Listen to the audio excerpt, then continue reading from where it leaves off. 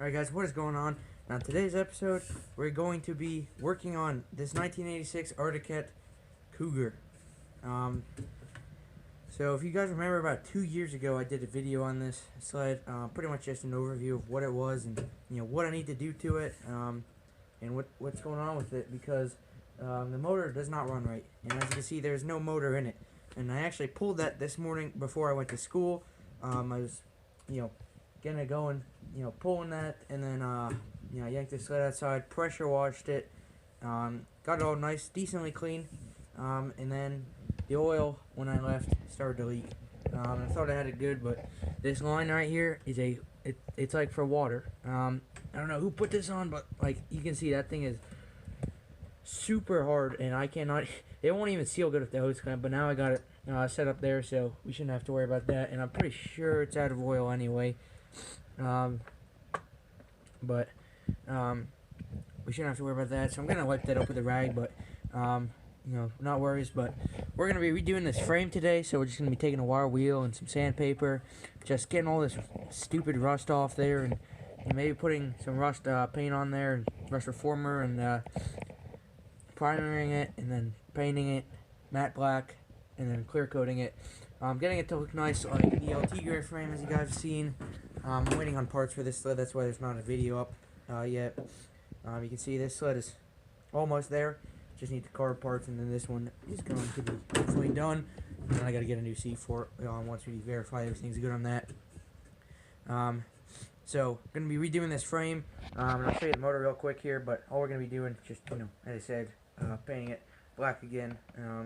Just trying to keep it pretty close to factory. As you guys can see here, this is the motor. This is a 1986 Suzuki 500cc fan-cooled engine.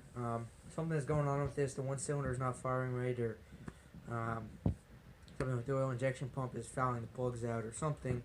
I don't know. Something's just messed up in it. We're gonna figure that one out. So.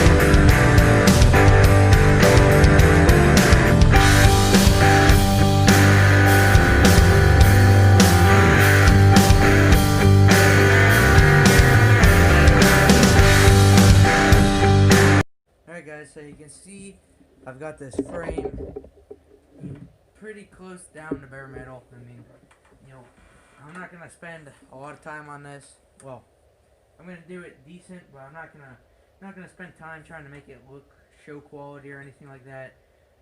The sled's probably never gonna be show quality, at least for now. So we're gonna do what we can for now. I just want to get the rust down here and, make it look semi-decent, so when you look in the hood, you don't see a bunch of, rusted frame. Alright guys, back. Sorry for not recording. I totally forgot about it. But anyway, last night, got the frame all primered and painted. I'll put pictures in of each stage right now.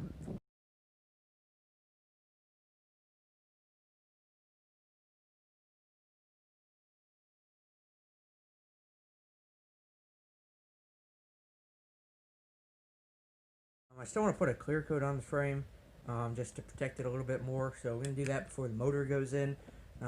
But today I pretty much was working on the wiring all the time. So one of the main issues was there was speaker wire with wiring up the heated hand grips and thumb warmer on this sled. So You can see here speaker wire right there. So this went from this went to a part of it. This went actually like to the hand grips wires, the existing wire. This went to the switch, so that when the switch was on, this had power, and then this went to the thumb warmer. As you can see here, this is what I'm talking about. Like, you have like a little 3-inch piece of speaker wire, which shouldn't be there anyway, and then you have another little 3-inch piece of wire. Like, not too sure why I just didn't extend it the whole way and then wire it up, but anyway, we don't want this speaker wire there anyway. It's not meant to handle this voltage. And then one of these wires here, this went to another plug. So there's a plug on there. I cut it off because I wanted to reuse the plug. So I cut the plug off, and then you can see a soldering heat shrink, and I believe that's a lamp cord there. And then soldering heat shrink again to these two connectors, which have 4 wires coming out. This one, I believe, was to a tack, which the tack did not come factory on this. It's an aftermarket Articat tack that they put onto the hood, right where the windshield is. So that went there, and this went to the for lights for the temperature gauge right there. So that came like that, and then on the tack, there was the belt guard there. You had a wire. This wire right here ran across the tack, ran across the belt guard for the tack, and then there was a plug here. So every time you wanted to take the belt guard off, you had to unplug it, and it didn't really look good at all. So since I have the motor out, I'm just going to run it next to this wire right here, and we're going to solder and heat shrink that on. These wires are all good. They're just taped up. So we're going to solder and heat shrink that, and then here's my new wires coming out. I got to put them in some sort of protective booter or something like that, protective wire wrap. But there's my new wires coming out. Those are soldered and heat shrinked as well. And then all the bare connections I just cut out and put a new piece in, or some of them I could just solder it back together and put heat shrink on them. So that's what I did with the wiring. These wires I want to get new ones of, but I'm unsure. I don't think you can just use normal electrical wire for this. These are for the temperature thing. These go like on the spark plugs. So I want to get new wires of these, but we'll see. They're not really critical. It's just if you want to tell your temperature, which I'd like to tell the temperature, but it's not going to keep the sled from running. I was thinking, maybe if I can't get new wires, and I'm sure I can, I just put a big piece of heat shrink over them, and it'll be fine. Because this electrical tape is just there, just so it doesn't, if it gets like against the motor. And then up on here, this is the aftermarket tack. Right here, it's an Articat tack. It's the same in the LT gray over there. It's the same thing. And then someone just built this custom bracket and just put it on the hood there. This windshield is all broken. You're gonna have to get a new one of those. But you can't really see, but in there, this is not covered up, so you can see all the wires of tack that go in there. And I was looking in there, and I could see mice chewed on one of the wires in there. So I had to take the tack off, and then redo the wire in there, and I put a new connector on it because I was able to just shorten the wire up and put a new connector on, and was able to be fine that way. But anyways, I got that all rewired. So hopefully this is all good. I'm going to tell you all this wiring up with zip ties and stuff, make it look good and just doesn't get caught on stuff. And then we'll put the wires for the tack on, and that should be good. So they're not over the belt cover anymore. And then I just drained the chain case fluid. That's why there's a mess here. Oil. Drain that, and there was actually, someone must have changed it before because there was too much chain case fluid in it. If I remember right, when I changed that one, it takes 8 ounces. I'm gonna have to double check on that, but it takes 8 ounces, and when you pull your oil fill here, it's supposed to be like right there. But when I pulled this out, at least 4 or 5 ounces came pulling out, or oil check. This is oil check. This is your fill. You're supposed to be able to put your finger in there, and it's supposed to be like right there. At least 4 or 5 ounces came out of there, so this was over full of oil. Possibly more than that. So this had too much oil in it. I don't think that little bit was going to hurt anything, but definitely not ideal. We're going to top it off the factory spec there again. So that's what that is. And I have the belt cover actually outside drying right now. Surprisingly, it's decently warm.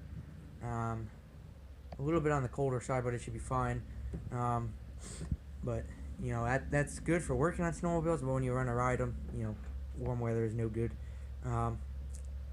So I'm gonna work on gonna get all this old heat tape off there and put new on, because this just looks garbage. And I'm gonna fill up the chain case before I forget and run it without the fluid in it. So that would not be good.